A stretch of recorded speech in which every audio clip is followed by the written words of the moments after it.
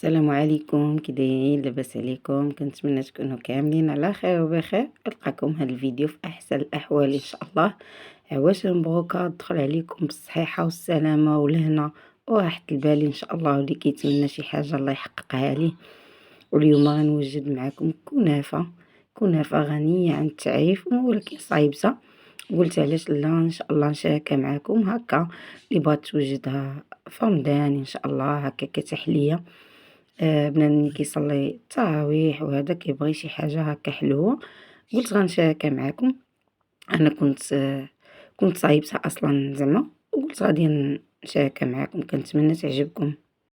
سبق لي وشاركتها معاكم هكا كنافة فردية في عيد ميلاد ديال غالي، ودابا غادي نشاركها معاكم هكا بحجم عائلي.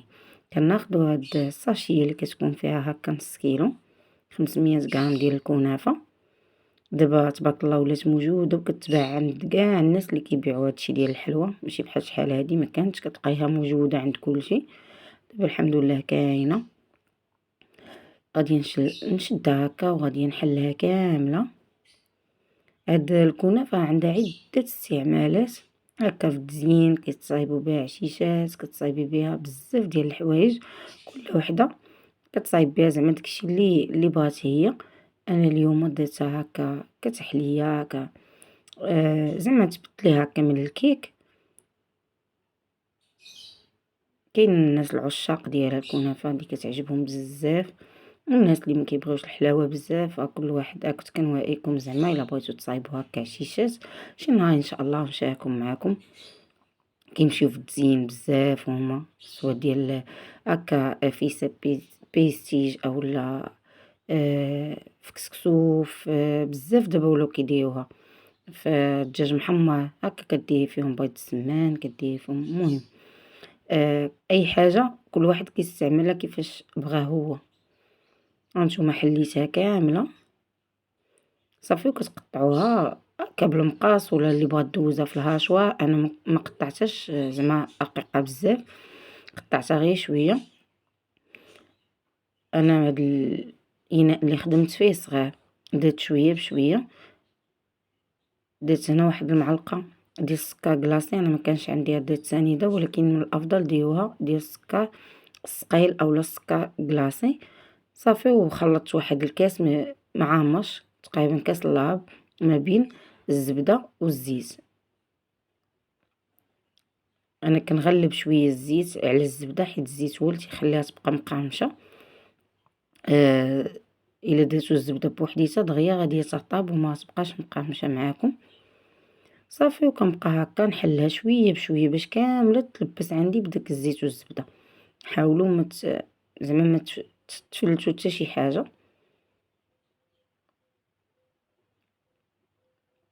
هانتوما الطريقه باينه وواضحه في الفيديو. صافي غنبقى هكا حتى غنكمل الكميه كامله اللي عندي، سواء اللي باقا في الطبسيل اولا هذه اللي في الاناء اللي خدامه فيه.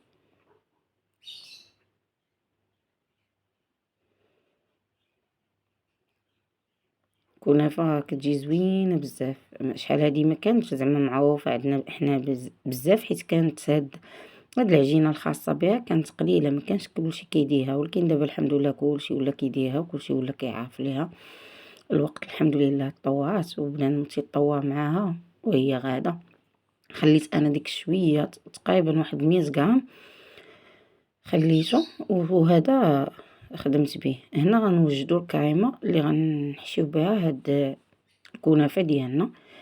خديت واحد نص سيطرو ديال الحليب، درت معاه 3 د المعالق ديال النشا، 3 د المعالق ديال النشا و3 د المعالق ديال سنيده. ايوا اللي نعم المهم ما سمعتش والو. قلت لكم درت سنيده، درت هنا واحد الساشيه ديال الزهر. اللي ما كتبغيش النكهه الزهر بلاش، ماشي مشكل وماشي ضروري. هي الى زعما الناس اللي كتعجبهم كتعطي واحد الاضافه اللي هي زوينه. انا غنحاول نسرح. انا هنا خديت غير المقله. نتوما لا عندكم مول داير، انا ما عنديش مول داير بهذا القياس اللي بغيت. درت هذا، درت هاد المقله. المهم كيف ديما كنقضيو بالموجود وما كنحرموا راسنا من والو، هذا هو شعارنا. صافي كنساحها هكا وكتحاولوا تضغطوا عليها هكا بشي كاس ولا بشي حاجه باش ما كتبقاش هكاك محلوله.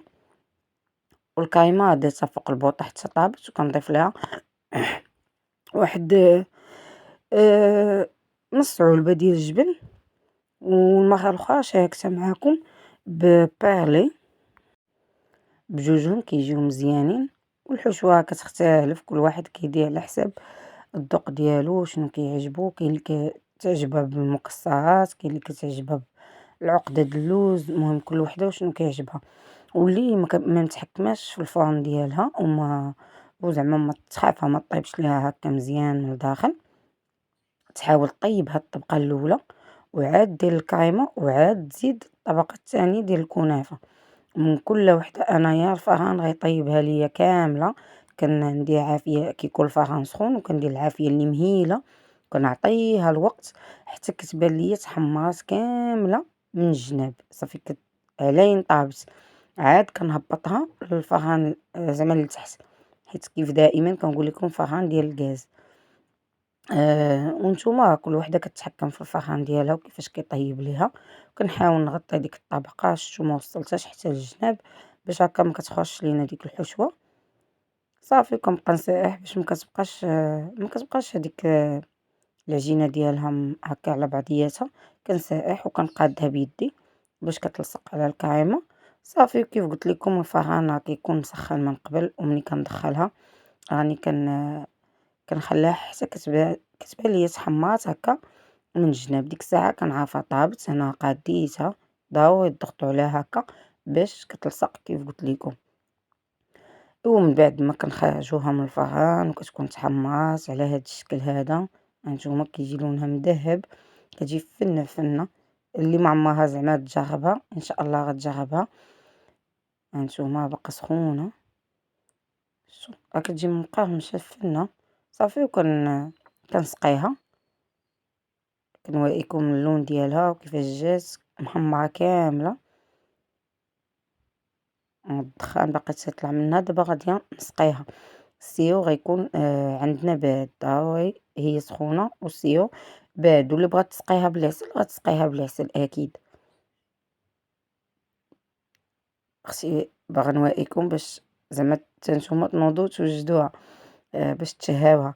صافي هنا عندي واحد الكاس ديال السكر مع كاس ديال الماء باش هاد السيو يجيني ثقيل وما يجينيش خفيف، وواحد هكا 3 ديال الطريفات الحامض باش ينسموه ليا. وغادي نسقيها كيف قلت لكم السيو يكون بارد وهي سخونه اولا العكس. انا من الافضل كنبغي هي اللي تكون سخونه والسيو نكون مواجداها على بكاي. كنسقيها كامله، كنحاول نشربها بهاد السيو اللي وجدت باش هكا كتجي مسقيه ومعلكه من الداخل وفي نفس الوقت كتبقى مقرمشه. والتزيين انا زينتها هنايا كان عندي والله ما عرفت هذا واش اللوز ايفيلي ولا كاوكاو ايفيلي. المهم ما عقلتش حيت الفيديو كنكون مصوره وعاد كندير المونتاج. المهم انايا نكهتو بالنكهه د البيستاش باش هي كتواتى بزاف مع هاد اللون الاخضر. ايوا غير حيت الفلاش ديال التليفون ما عطيش اللون ديالو جا زوين هكا. كان كنزين به. هانتوما هنا باين. ايوا كنتمنى هذا الفيديو يكون عجبكم وتقبلوا عليه كما هو. وصفه سهله وكلشي كيديرها، غير قلت نشاركها معكم وصافي. انا كنت وجدت هاد الوصفات ديتهم ومشيت عند سكينه اختي. ايوا المهم قلت ما فيها باس، غاديه مصوره ومصايبه نصورها معكم. الا كانت شي اخت هكا اللي ما عمرها صايبتها ان شاء الله تزعم وتصايبها. نخليكم في امان الله الى فيديو قادم ان شاء الله. مع السلامه. انا راه بغيتك عمرك ما تمحني، عمرك ما تعذبي. سير انا بغيتك الرزيق، ما تكوني حانه ما تكوني ضانه. سير انا بغيت وجهك ديما يبقى منور وتبقاي ديما نخله عاليه ومجرده بهيبتك وبصوابك